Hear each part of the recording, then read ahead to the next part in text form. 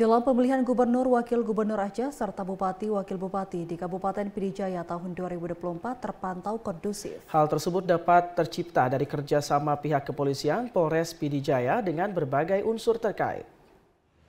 Pengamanan pilkada di Kabupaten Pd Jaya dibutuhkan kerjasama dari semua pihak yang terlibat, di mana kerjasama ini mampu menciptakan pilkada yang aman dan nyaman.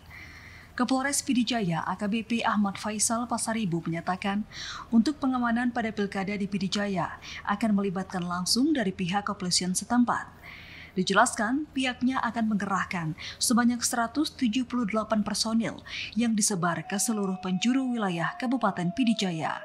Juga terdapat tambahan 20 personil BRIMOB dari Polda Aceh untuk mengawasi dan mengamankan jalannya pilkada di Pd Jaya. Kabupaten Pd Jaya alhamdulillah sampai dengan saat ini kondusif, terkendali. Kemarin kita sudah melaksanakan kegiatan terakhir yaitu pelipatan surat suara dan sudah selesai baik itu gubernur maupun bupati, dan nanti disebar di gudang dan nanti itu siap didistribusikan.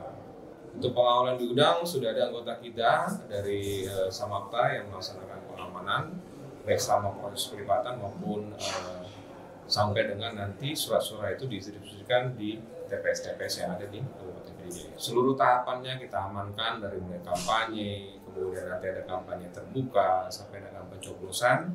Dan saya juga menghimbau kepada masyarakat, mari sama-sama kita gunakan hak pilihnya pada tanggal 27 November. Silakan keluar untuk ke TPS.